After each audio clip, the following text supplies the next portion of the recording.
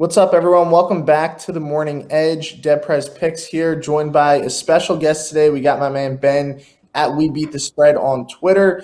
We're going to give you guys our two best bets of the day. Beat the lines, get these out early. So, Ben, since you're the special guest today, you can kick us off. You got two winners for us.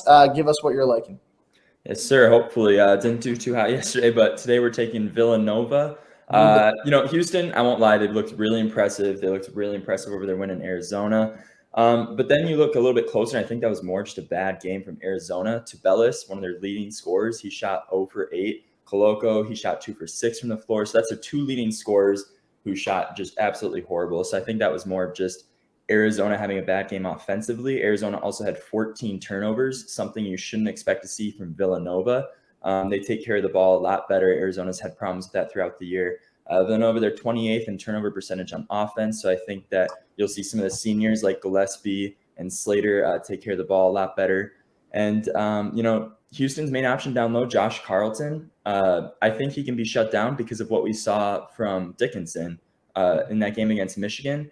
Villanova was able to kind of shut him down low. He shot 6 for 16 from the floor. So I think we can see something similar today, and they can shut down the paint. I really like Villanova here with getting 2.5 points. Even if they do lose by a bucket, if it's a close game, you can cover that. My second play here is going to actually go over to the UFC. That's something I cover pretty closely for those of you that know me. I like Max Griffin on the money line. Pretty big underdog here. He's plus 230.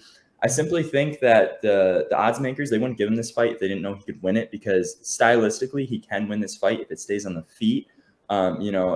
Magny is a lot more of a threat to take him down. But, if Griffin can keep this one standing, he has those really good leg kicks. He can keep him at a distance. And if they trade back and forth, this is a fight that I think Griffin has more power in. So you can get him knocked out maybe in the first or second round here. All right, love those two picks. Big dog there in the UFC. I'll be riding with you on that one tonight. All right, guys. So my two best bets, I'm going to go to the NBA, and then I'm going to go to the later college basketball game. I'm going to start with Memphis, their team total under. We've been killing these this season, so we got it at 117.5. John Morant was just announced that he's going to be out for a little while here. Obviously, the Grizzlies have played well without Morant, but I don't want to hear that their offense is better without him. They're playing – I've heard that. They're playing against a Bucks team that defensively, I think their numbers have been a little skewed. Like I said, they've been pretty injured this year. Drew Holiday missed a lot of time. Brook Lopez is a pretty solid. He's become a good rim protector. So their defense has gotten better. I've kind of found some value in these plays against the Bucks because you wouldn't see these team totals a year or two ago because they're typically one of the better defenses in the league. But I love this play here, 117.5. The Grizzlies team total, I think they go under. And then we're going to go back to college basketball here. I hate Duke. I think you guys know that by now. But tonight I'm going to go with Duke here, -4, -110. And I'm kind of rooting for a Duke-UNC game. It would just – I think we kind of need it. Although St. Peter's would be a good story also, but I think it would be more better if we got those two. So give me Duke here, -4. I think Arkansas has done a phenomenal job throughout this tournament. I think Eric Musselman, one of the better coaches in college basketball, but Duke offensively is playing at a different level. I think Texas Tech's the best overall defense in the country.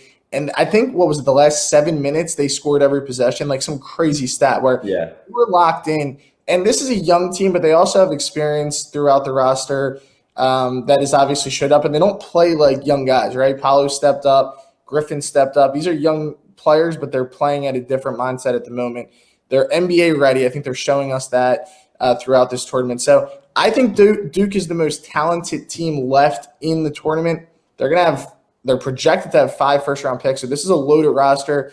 I think Coach K continues, and we get that. It's funny how things work. I think we get that Duke-Carolina game in Coach K's final season. So give me Duke here, -4. I think they're too much offensively. And Arkansas, they haven't looked great offensively in any game throughout the tournament.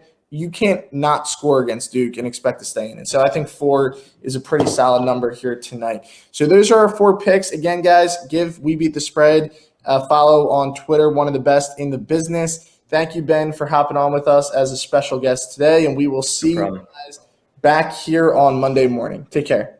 See you guys. Good luck today.